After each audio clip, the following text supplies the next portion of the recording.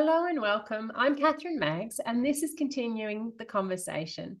It's a conversation series dedicated specifically to continuing the conversation on the International Women's Day theme. It discusses the current campaign theme through interviewing amazing humans around the world to better understand what it means to them and their individual circumstances, how they see it play out in their life, and what they are doing personally and within their organizations to create real change. Today, I am so excited. I'm chatting with three incredible women from AWSN, the Australian Women in Security Network. With two first-generation immigrants and a First Nations woman, their stories provide such broad perspective and wisdom. So join me as we chat today with Lynore, Gabriela, and Hande. Lynore is a seasoned cybersecurity professional with extensive experience in working across various industries, delivering key projects that enhance security and mitigate risks. As the first Indigenous ICT traineeship graduate in South Australia, Lynore is passionate about advocating for women, especially First Nations women, to explore a career in information technology. She believes that diversity in cybersecurity is essential to driving innovation and staying ahead of evolving threats. Her passion and dedication to encouraging more women to pursue careers in cybersecurity makes her a valuable role model and a leader in her industry. Gabriela made a courageous decision to reskill and shift her career entirely to the field of cybersecurity after having survived the sea of COVID redundancies in the maritime industry. Before embarking on this new path, she personally experienced the devastating impact of a sophisticated cyber attack. Along her professional accomplishments, Gabriela is leading the Cybersecurity Champions of Tomorrow group. It's a platform that nurtures and supports the next generation of cybersecurity professionals. With her diverse experiences and broad expertise, Gabriela is dedicated to empowering and supporting new entrants in the cybersecurity industry. She understands the complexities involved, and she's committed to helping others navigate the dynamic field while championing diversity and inclusion. Her journey is one of resilience, adaptability, and the transformative power of reskilling in pursuit of a meaningful profession. Hande is passionate and dedicated professional in the field of product management and technology. She's delved into various software development projects, found herself increasingly drawn to the captivating realm of cybersecurity. She wholeheartedly committed herself to daily learning and achieved a fundamental security certification, fueling her desire to share her newfound experience and insights. Hande has embarked on an exciting blogging journey. Through her writing, she not only aimed to provide valuable guidance to individuals seeking to adopt basic security measures, but also found a really powerful medium for articulating and refining her own thoughts. All three women play a key role in the Queensland chapter of AWSN.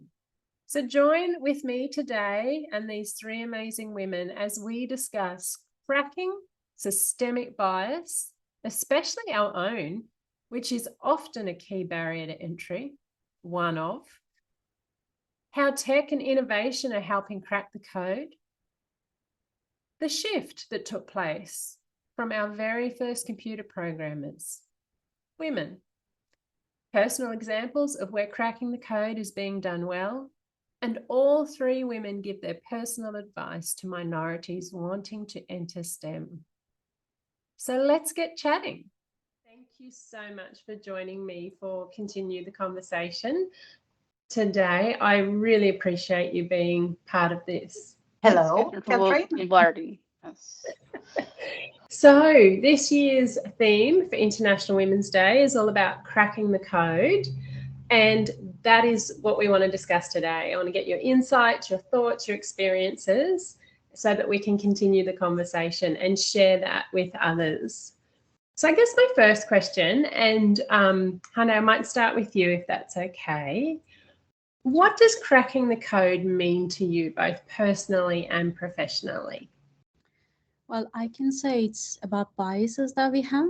Sometimes we have conscious biases, even sometimes unconscious biases. And it's actually coming from even maybe primary school, even very early ages. And then it's like a cycle. You're trying to get out of it, but unfortunately, as we make our decisions with that biases, we're kind of stuck in that circle. This is how I feel.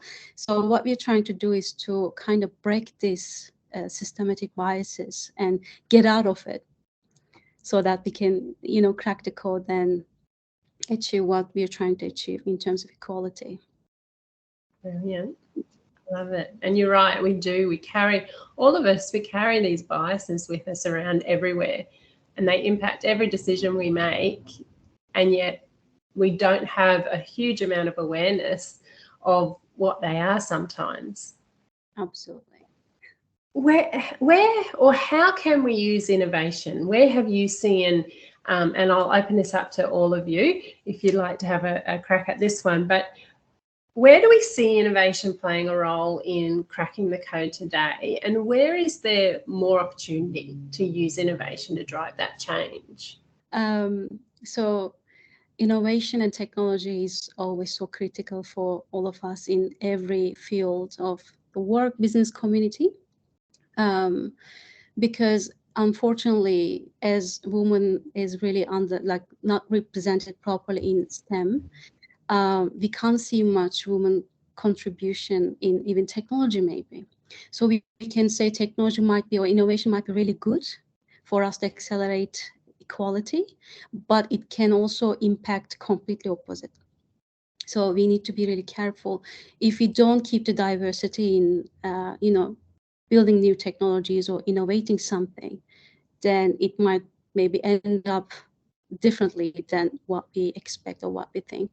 So I think, first of all, again, it's not that simple because, as I mentioned earlier, it's coming from really early ages. Like even I think as per Home Affairs, they discovered that even girls don't select STEM courses because they think they're not good at it, or boys are better than girls.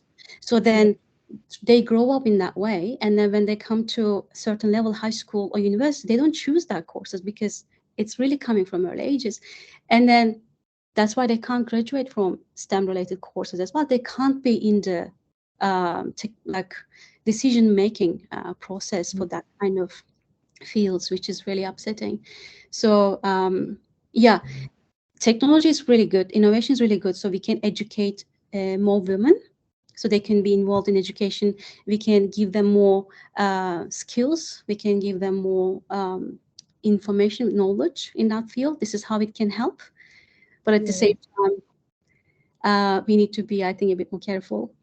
It might be really challenging. If I can jump in here and talk about innovation and about the hot topic of AI. Nowadays, with fast automation and the power of AI, there is a lot of companies that have adopted AI-powered software in a tentative to eliminate biases in the recruiting processes. But bear in mind, we don't know who actually built the code and what actually means the hidden bias in AI. We have to remember that these platforms or this power software doesn't have emotional intelligence to make those decisions. So there is a lot of controversial information regarding this in terms of actively promoting diversity and the hiring practices supported by the AI. And it extends even to customer experience, doesn't it? Like if it's not just about the diversity within the organizations that are building and creating the code, as you say, but it's also the diversity in the customers that we are having those conversations with. If we're not representing all of the customers in that, then we're not building to a diverse audience. Absolutely.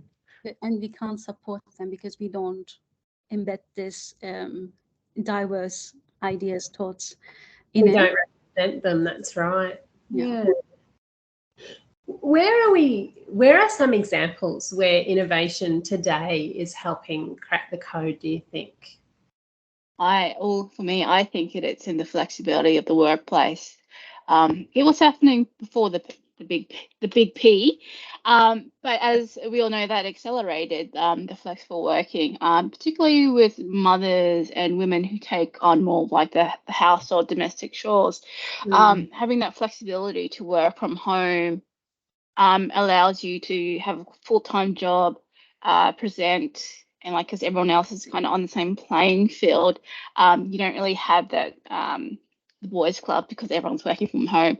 But having that acceleration of flexible working and how it's going to drive the future, like you don't need to be in the office to work. You can be working on the other side of the world, or you can be someone who's in an emerging economy and getting work in, say, Australia or America. And that kind of levels that playing field. And I think that goes in aiding and making that innovation or leap to crack that code as well. Yeah. Like make it equal. That's a really great example, yeah.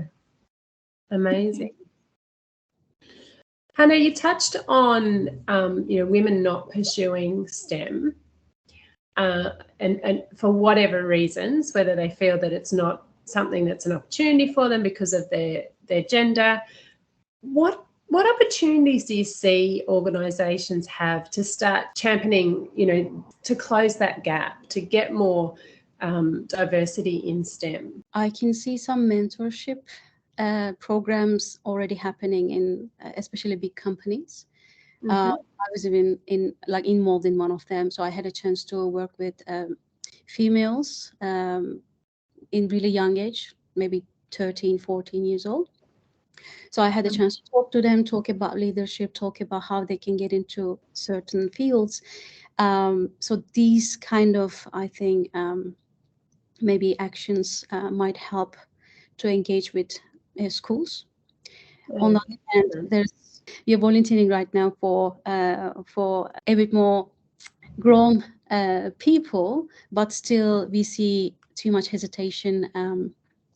Imposter syndrome, we always talk about it.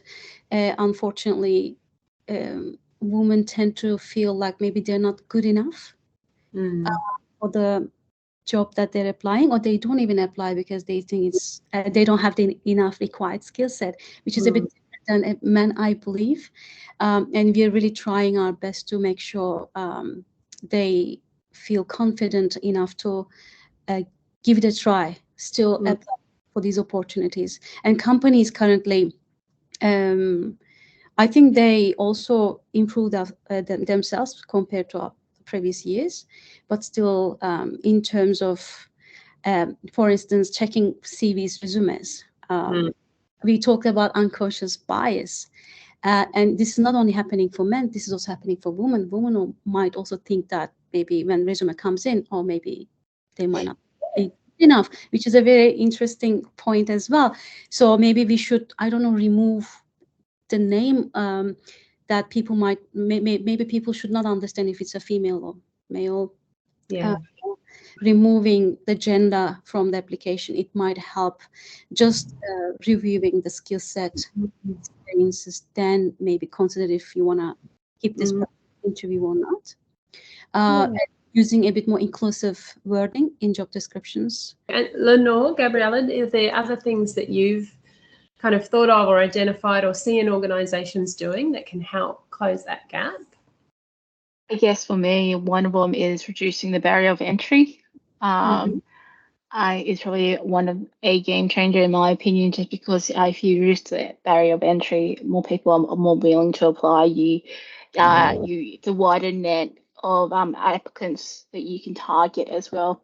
Also showing that women are in the forefront in your job applications, probably as simple as having a photo. When you put a picture and there's a header and it's like, you can probably put women in there or have a contact, or even just reach out to people, organizations who volunteer and have these communities of women already, and just letting them know that these jobs are there, that you can talk to this person if you want a conversation. building those networks, informal and formal networks, to let these opportunities be known. Because as Hande touched on, most women don't actually go for STEM careers, and it's a young age, and sometimes it's they're being turned away, or they just don't know about these opportunities out there. Gabriela? Yeah. What is Well, sorry, Gabriela, just before, what do you see as the biggest barrier of entry? There's multiple facets to it, depending on which CALD background you have. Like, for example, I probably would have a different barrier of entry than Gabriela or Hande. I'm First Nations, so mine was a lack of education, low social economic background. I didn't know anyone in white collar work. I didn't even know ICT could have been a viable career path for me. So that was lack of knowledge of opportunities, lack of education, lack of opportunity, or someone giving me a chance. Someone did give me a chance, but I was very lucky to do that. But to contrast against that against Gabby or Hande, who are immigrants to Australia, they probably will have a different view than I have. They probably would have someone just passing on their resume because their name isn't Anglo-Saxon in Australia. Yeah. As you can say, I was talking to a friend recently, and they're having issues getting jobs because, and they've admitted to it that it's probably their name, but they don't. Why should they have to change or westernize their name to fit into our cultural mold? That's just how I feel it. Yeah, and we absolutely. see a lot of that, don't we? There is a lot of witness around for anyone that has a foreign name, although, you know, like half of Australia has a foreign name. And I do, and I address here maybe the minorities, not only women, that they have a name that connects them to a particular place of the world, and avoiding to use that name. And maybe I even have a girlfriend that had to change the name to be able to pursue her career development with a legal background, because she was facing a lot of barriers into her professional development. And the minute that she changed her name from something to something else that sounds more Australian or English, and now she has her own practice, and a lot of employees developed in the last few years since she has changed the name. But it's not only for women. I would say that is a bit of ethnic bias. For me, it was, as a personal experience, my accent, by the time that I would have gone to the interview, and they didn't have a problem with my name, 50% of the interviews I was disqualified because of my accent. And this is not only in STEM in general, all the other job applications, and including, you know, like facing in a interview conversation about my accent, and how would that put off clients. Yes. Exactly. Well, what doesn't kill you makes you stronger. That's why we're here, building a resilience and talking and continuing the conversation because of these experiences, because we did not give up. We raised stronger than ever, whether Lynore, because of the educational background, or Hande maybe being connected to a certain country in the world that had maybe at some point political issues, or just simply a Eastern European accent that didn't sit right with a hiring agent. Going off on a little bit of a tangent here, still related, but given your diversity and the understanding that we all have bias, were there any of your own internal biases that played out in a way that made you feel that you shouldn't be pursuing a career? That was for me. That was for me the driver, because everyone told me, "Oh, your girl should not be in technology." So that was for me the driver, my own personal bias, to actually go exactly for that, addressing and doing a bit of root cause analysis. Why actually I believe that. I'm coming from a country where it doesn't matter the gender, but then, you know, like moving along, that idea or that personal bias kind of perpetuated, because I have witnessed around me most of people, or especially with cyber. When I took the decision to join cybersecurity, I looked what is the domain where there is less women possible. So that was one of the key decision making for me to step into cyber. Fascinating. It was almost a red flag challenge for you. Yeah. Well, it's also combining with the personality. I always go for the hardest challenge, not for the easiest one. And what about yourselves, Hande and Lynore? Well, I can just touch on what Gabriela actually told about accent, and like maybe it might have been a barrier for us to get into the industry. Weird thing is, I was thinking that about myself. I was like, well, I have an accent, like why would they hire me? So I had that thought years ago, and I was my biggest enemy, not anyone else. This is what I was telling you earlier. We have biases, but even people who apply or do things has their own biases. They think that maybe they're not good enough, so we block ourselves before we even get into anything, before we apply. It's there are some websites, I'm not going to give the name, but this website only designed for women to apply for a job. So in every part of the website, as it's known that unfortunately women needs to see maybe 90% of skill set That is true. applies to the job description, then maybe they can think of applying for the job. In every part of the website, they mention like, okay, CEO of this company says, even though you don't have that skills, you still need to apply. So like every part of the website is trying to push women a little bit to just that they apply. Some part says you might not maybe strike all the points here, but you should still. Unfortunately, this is our barrier ourselves. We don't even try our chance most of the time. And I always say that if you're applying for a job that you can do 80 to 90% to 100% of it, why are you applying for it? There's no growth in that job. You'll be bored in 6 months. That's true. But yeah, it took too much time for me to get through the accent problem, communications and everything. I'm like, well, it shouldn't be a barrier for me, so I'll do it anyway. But it took time. And not everyone is able to get through that, unfortunately. I can relate to that. I don't really have the accent problem, but I have a bit of a bogan problem. I have called a CEO a cow before. It was unintentional. So I was kind of telling my story how I used to live on a farm, and I'm like, I was used to dealing with cows. Now I deal with CEOs, and they're very similar. So I feel that I have my So it's. Sometimes I find that language can be a bit of a barrier. So having corporate speak or business speak has had some limitations on me, but it comes up with some good stories, and people sometimes can appreciate the joke or the accent or slip of calling a male CEO of a like Fortune 500 company a cow or relating to a cow. That communication in dialogue can be a big barrier, and it's hard to innovate around it, as we all have different ways of thinking, speaking, as well. I'm not ESL, and I assume that Gabby and Hande are ESL, and to speak in English and have that that is such an amazing skill to have as well. It's funny that even though like someone like me might speak multiple languages, I don't see it necessarily. So this is my own personal bias, and maybe I'm discriminating myself internally by not even thinking that I actually maybe speak so many languages and I can't own them to perfection.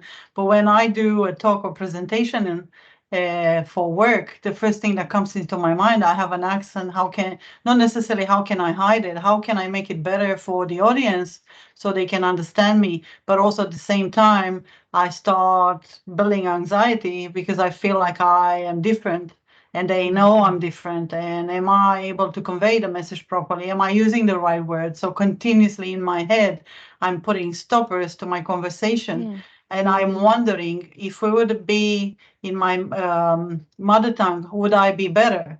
So already by doing that, I'm actually downplaying, the fact that I do speak multiple languages. Yeah, for example, if you were to do a presentation in your first language, you probably would be bang, bang, bang, very intelligent, smart, not second guessing yourself, but then having to translate it from written word to your brain to your mouth and go through, I would assume, multiple layers of different languages and brain skills, synapsing. It takes a little bit. So it is a skill that people should recognize that you have, even though it comes with an accent and probably a slip of the tongue with a few words, but even as Aussies, we do that all the time. Definitely. And look, you know, that's a strength. You need to see that as a strength, your ability to speak multiple languages. I mean, that's not an easy task. That's not an easy lesson. And I always think about how difficult it must be to learn English, especially Australian slang, because we have the most ridiculous phrases and sayings that don't make any sense when you stop and listen to them. I think, how can someone actually learn our language and understand what the hell we are saying? Really, it's quite so. Yeah, that is definitely a strength. Just put another shrimp on the barbie. Yeah. Well, listen, the smoko. I do remember my first few years. Actually, because of that, so my first job in Australia as an immigrant, while I was sorting out my my working conditions, so to speak, I was working in a hotel, and I was the supervisor at the reception, and I was absolutely tortured to actually answer the phone because I could not understand what the Australian guests were saying. And they could not understand me either. So when it came to the names and the way they were doing the spelling, it was an absolute torture. And I could not say to anyone in my team, especially having a supervisor role and being new to the job, you know what, I actually don't feel comfortable. I can't understand what they are saying on the phone. And so then I would have invented a million excuses to hand over the phone and keep myself busy doing something else where I felt I was bringing more value, but not answering the phone because of that. And even now, sometimes I have the same, it's almost like a traumatic event that sticks in my head. I don't like speaking on the phone because of that. Yeah. Oh, I could imagine. I mean, I haven't traveled a lot, but I have traveled overseas, and you learn a few words, but it's so difficult sometimes to try and when you communicate with someone, I mean, when someone talks to you, everything is fine. If I don't understand, I was just smiling. I was waiting for this person not to ask me a question, because I'm like, am I targeted now? Do I need to answer a question? What am I going to say? I didn't even get it. And it's really good to ask back. What did you ask me? Because I was smiling and, my head. Good. Yeah. And that's a good point, because yes, your reasoning. If someone smiles at you and not saying anything, that means they don't understand. And we still do that today, even if we can speak their language, right? Sometimes our head is somewhere else, and we're just saying yes, yes, and then they ask you a question. You're, oh, sorry, what was that? I wasn't listening. You're hoping you can get away with it. So, ladies, what do you think when we look at the digital divide that keeps women offline or away from new opportunities within technology and STEM, what do you think has created or contributed to that divide? Why are we where we are? STEM is a boy's job, right? It's a man's job. It's engineering here. You think about it, it's logical. You don't need emotionals in STEM. That's it. No. But it's funny because the first first computer programmers were women. Yep.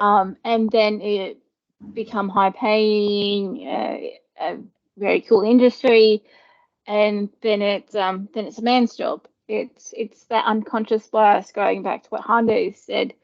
In primary school, like it's tools, it's on the job, it's engineering, it's a hammer, or it's coding, or it's logical.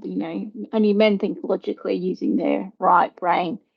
Women are homemakers, cookers, cleaners, nurses, never the doctor, or lawyer's assistants, never the lawyer themselves, always the EA, never the CEO. And I think it's that stereotype and assumption that it's not that we're not incapable of doing it. It's just that we don't have the belief or the that we can do it. Yeah, that's interesting. And you made a really good point, Lynore, that women were the first coders. Like, if we go right, like even before computers were around, it was women that did the math. Yeah. So how did that, like, even just way back then, how did we jump from, okay, we don't need you anymore, we're going to take this on? I do have like a bit of a theory that when it transforms from being a menial kind of job to being like, I don't really want to say like a sexy job, but like a menial job to like a real professional job. There's that whole change. You can see it like, I wouldn't say that women are the menial tasks, but like the lower skilled, and then becoming like a very high in demand professional. You need to go to university, you need to do all this. But in that transformation, it's gone from something anyone can do to only select few can do, and you need to meet these criteria. It's a bit of a wacky theory, but it's just something I totally observed. agree. And you know what? Now that you're talking about, and I have not recognized this before until actually this moment in time, when I was at TAFE, we were split into groups by the teacher to do communal projects, and there was a chance to actually, you know, to pick and choose. And most of the guys, so there was only 2 girls in my group, and the rest 98% men. And so they formed the groups. We were not chosen. And what happened is that we were left, the 2 girls, myself and my friend, and then a couple of guys that they were from Latin America that didn't speak very well English, and no one wanted to communicate with them because they didn't have, you know, like the same vocabulary to, and they were very preoccupied, you know, where they were going. They were there literally only to study. They weren't there to gang up or anything like that. So we ended up with them. We were not regarded as being technical or not being in the same group of interest, and that probably will drag the project down. But how the result of the project went, we were the first one to actually finish the project. We had a lot of collateral documentation to provide. We even swapped roles, so we were able to even experience even more because we were efficient. So we finished the first, and we passed the exam before the others. Gabriela, so this was when you were at TAFE. Where did you attend TAFE? Oh, this was 3 years ago. Was it in Australia or was it? Yes, in Australia. No, I just wanted to check which country you were in when this happened to understand the demographic. Brisbane, Australia. To understand the demographic of the other groups that chose not to pick you guys. Australians, most of them. So I would say about 70% of the class Australians, and the rest 30%, which were any other country. And from this 30% also, you know, like a very small percentage women. So we ended up with the neurodiverse group, with people from different countries and ourselves. So we kind of were. I don't think it wasn't by choice, but we were in the minority group. But that's where I've learned my first important lesson in cybersecurity, that actually diversity matters and improves results. So for me, that was a very quick lesson learned. I think it's in a stage that not only one, let's say, government or school or company, they should not work one by one. They need to collaborate, because we can see that maybe schools are not good at motivating female students to get into STEM, but it's not only their fault, it's also community's fault. So companies maybe don't have enough, they don't maybe hire too many females, so maybe this bias is emerging, that girls are not good at maths or girls are not good at STEM, and then girls believe that. They're like, I'm not good at this, I'm going to follow a bit more social things instead of math or STEM. And then they grow up like that, and boys think that, girls are not good at it. So girls think they're not good at it. Boys think that they're not good at it. They grow up, and this is what happens. So now I think government needs to work with companies. Companies need to work with schools, and all of them need to come up with a strategy to, make sure that this is not going to happen for the next generations anymore, because this is not one person's job. This is everyone's job. The reason why women feels left behind, it's not because men decided they wanted to leave girls behind. Women also, they don't trust their skills when they apply or they don't even apply, we just spoke about, they have the biases themselves that they need to get rid of. You know, we're talking about like pay gap. So I was thinking, why there's a pay gap? Because let's say we are all working in the industry, right?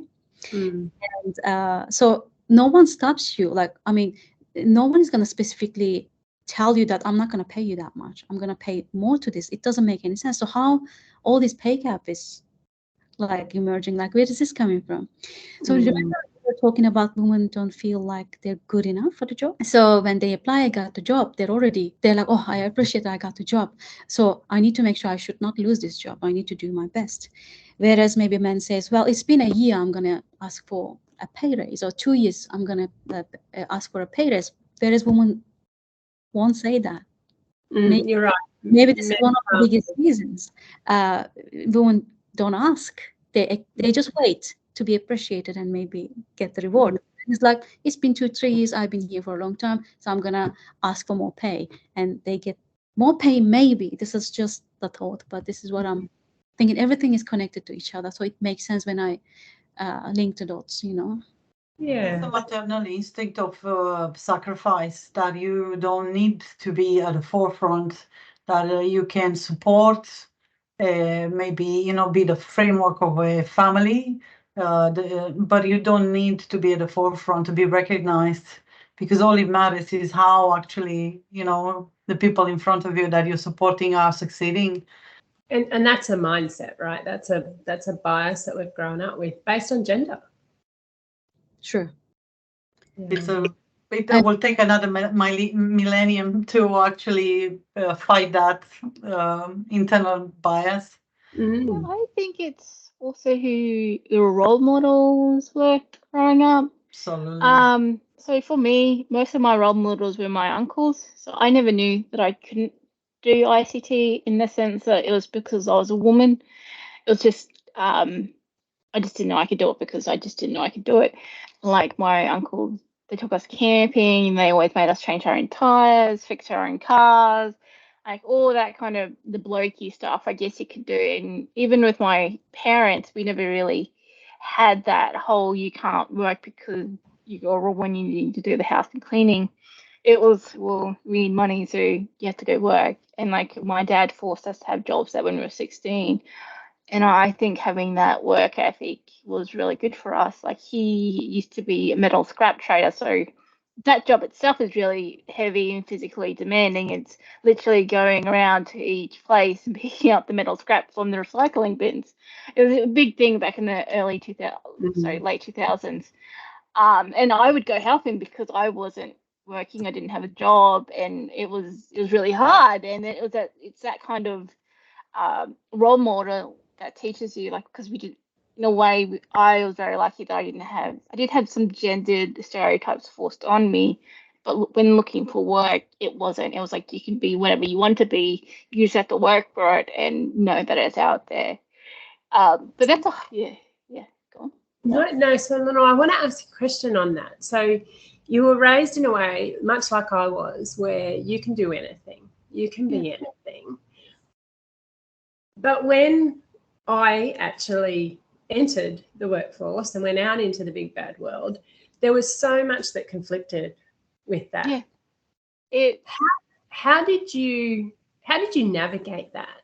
Well, I guess, so I've had a really varied background. Like I've worked in retail, worked on farms, I've done physical labor, fruit picking, delivery driver, which is I've played on both sides of the gap of the gender workforce kind of thing in a way, just basing on stereotypes. So it was actually quite funny. So I think I kind of faced something you said. It was like when I first got my job in ICT, my uncles never looked down, because I was living with my uncles at the time. They never looked down on me for having a male job. They actually looked down on me because I had a professional job.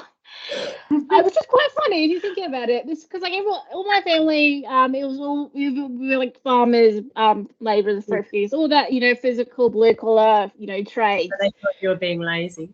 No, yes, they actually did. You have to work in aircon, and we had to log our guts at 80 grand. But actually working in the workforce and noticing the sexism actually came from people who worked around me, not from the major influences in my life. was a bit of a challenge. Like every workplace I've worked is, I've always been the first woman that they've hired and the first technical one until recently. So I always was in the blokes club, but knowing, but I didn't really feel the sexism until I was starting working in the professional thing, and it's knowing like, oh, why are you working here? Are you the actual ICT expert? You're not the assistant or something like that. And going back to the bias, it's my own, I guess, negative bias I've always had. Was like, I've always been proud that I've never been a personal assistant or the admin officer.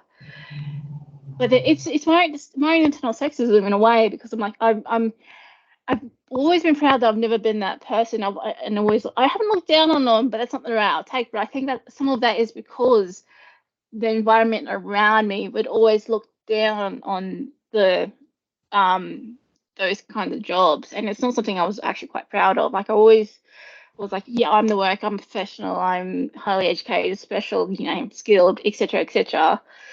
I'm not a lowly admin assistant, but they've always actually been the most important person in a workplace. So, but it took me several years to actually unpack that, that internal dialogue, knowing that I didn't come into this workforce with these preconceived ideas, other than like being in a white collar work is very lazy. You have to be out there slugging your guts out.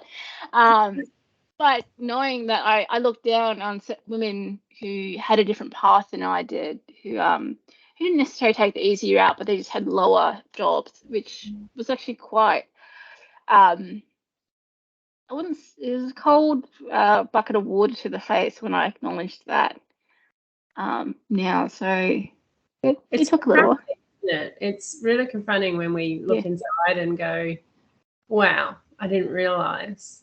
But it's good. We need to do the work. We really do. Yeah.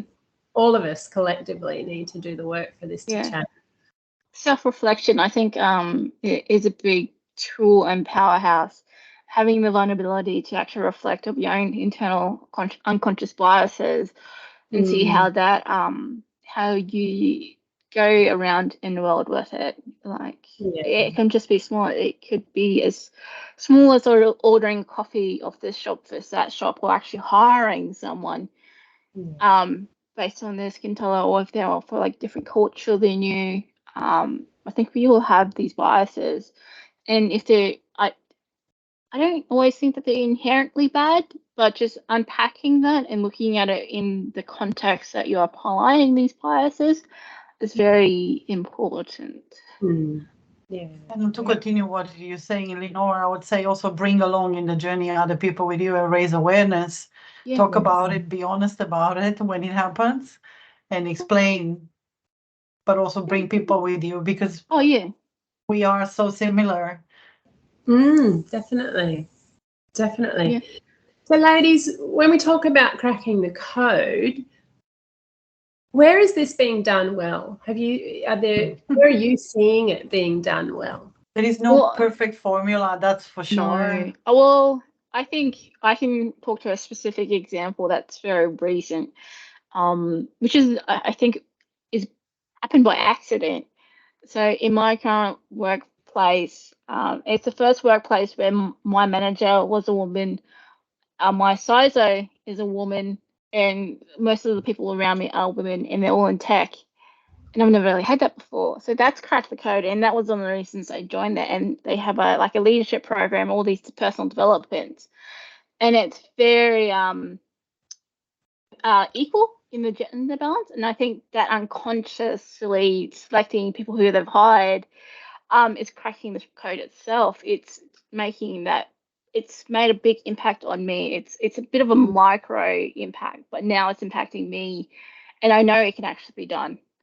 Kind of thing. Before I was always like, I always have been my own role model, but now I can see other people who are role models themselves. It's a big impact because it's an ongoing flowing effect. Sorry. Where I work, my workplace has organized a academy only for women to increase the diversity in internal employees, but also set up a trend I think as a company, although you may not have it perfect, but you can lead by example.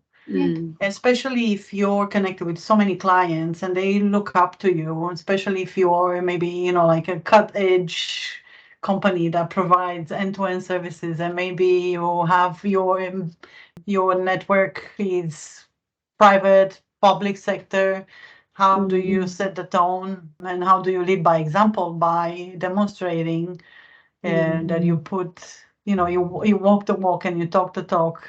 There is a lot of companies, and especially in the cybersecurity. So before joining cybersecurity, I was working in the maritime sector, which is even more heavily dominated male industry, where I think we were like literally under 10% women, and there was no mentorship or anything. There was absolutely a disregard for women in general.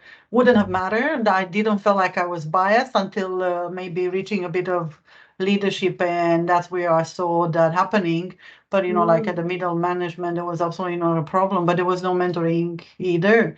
It was just a natural career that would happen, or if you stay long enough. But in cybersecurity, things are different. It's more complex. Although I'm self-sufficient and I am my own role model, like Lynore says, I feel cybersecurity is too complex to be navigated by yourself. And you do need someone's attention and knowledge transfer. And that's where companies, they excel at cracking the code by providing mentorship opportunities or coaching opportunities, but not only for women, for everyone. Because what about the rest of the minority groups? How do we cover that? So it should not be a mentoring program only for women, because I don't feel like I am supported if it's only me. You know, like there is some fine lines for the positive bias programs, but I don't want to be treated special. But I do want to have equal opportunities or equity in opportunities. I might be, you know, not as technical as most of males in my team, and it's just simply because that's my background. But then I see a lot of even in the mentoring, you know, like they tend to look more at the soft skills, you know, like, oh, let's mentor you in awareness program. I don't want to do awareness and training. I want to do something a bit more technical. Oh no, but there is nothing in plan for you. So there is, you know, like layers after layers of which is interesting, because a development program should be able to have the flexibility for you to pursue what you want to develop in, especially if it's at a benefit to the company. Absolutely. Absolutely. Yeah. So, and you make a really good point there, Gabriela. Like, how do we start closing this gap? How do we crack the code without marginalizing the minorities? Because some of the programs that are put in place can create a negative impact from a perception point of view and from a bias point of view. A culture of diversity and inclusion is very hard to achieve. It's bringing everyone at the table for discussions, whether you're an immigrant, whether you're from the LGBTQ plus community, whether it's females, whether it's because you're tall, because you're short, and include everyone in the conversation. There is no fit for all plan for any organization, but even for smaller communities. We see that we even internally in our AWSN, our Queensland chapter, you know, like we look among ourselves and how did we actually create a culture of inclusion and diversity? We are so different. There was no other way. So it kind of played out naturally. I do think it's attracting the right people with the right personalities for that. And it's a top-down push and a top and bottom down push. Like you need leadership to buy into cultural diversity. Or you could have all the programs you want, but no one will take it seriously if the leaders aren't taking it seriously as well, because it flows downwards. I've been in organizations where everyone said all the nice things, all the right things, we celebrated it. But then when it came to walking the walk, because it was done for the good ops, good optics. It wasn't actually done because it came from a sense of wanting people to feel belonging or internal satisfaction. I think it's it is. It was just a bit like, oh, look, we're doing this. We're so great. Give us pats, give us money, give us contracts because we're meeting all these quotas. So it's hiring the right people, building that culture within an organization that values diversity of thought and of person. Ladies, I'm going to finish with a question that I'd like all of you to answer, and Hande, we'll start with you. Based on your own experiences, what advice would you give any minority, whether it's gender-based or not, when they're entering the world of STEM? Persistency. Because I think if you're persistent, if you don't listen to everyone, because people can't know you, they don't know what you do, they don't know how much effort you're giving, they don't know the opportunities, they have no idea about like everything, so they can't tell you what you can't do. Unfortunately, maybe when we're talking about supporting each other, maybe most of the times we hear negative words from outside instead of supporting words. In the previous one, I wanted to actually say maybe answer is simple, not that complex. Maybe it's also complex at the same time. We just need to support each other and pull each other. When we see someone doubting about themselves, we just need to tell them, no, just get up and do what you need to do. That's okay. If no one is doing this, just do it for yourself. Try and then be persistent. Don't give up. And you'll definitely get something. I give this example to everyone. Actually, just 2 days ago, I said this to someone. I said, if you stay outside the barber shop long enough, you'll get a haircut one day. Which is true. It is true. It is true. I say develop a bit of an ego if you don't have one. Develop that bit of pride about yourself, and build that confidence. You don't want to be inconfident. You always want to have the confidence to take that step and know that the sands might shift and you might fall over, or you would land perfectly. Just having that confidence to take that first step and that resilience to give it a go, it will go and do wonders more than any education you could do, any training, any mentoring program, or any of these other programs out there that are designed to help you. But if you don't have the courage, the pride, the resilience to go and take that first step, and I do say pride and ego because these things aren't negative. They can be negative if used incorrectly, but they can also be a source of power, empowerment, and truth. If you're standing in the coalface and places burning down you, but you have that inner fire and courage, but you put your shoulders back, heads up, chest out, and you beat that war drum that is your heart as it's beating, you can face any challenge that comes across. Yeah. And I would say challenge the status quo, right? Yeah. Challenge the status quo and keep true to your purpose, to your passion. There'll be a lot of storms. They'll come your way. They'll make you more resilient. But if you keep seeing the goal and enjoy the journey, when you reach the destination, you may become the person that you want to be. All great advice there. Thank you so much for sharing. And thank you so much for being part of Continue the Conversation. I'm incredibly grateful to have all of you here talking about what is a really important topic and an important conversation to keep having. So thank you for being part of it.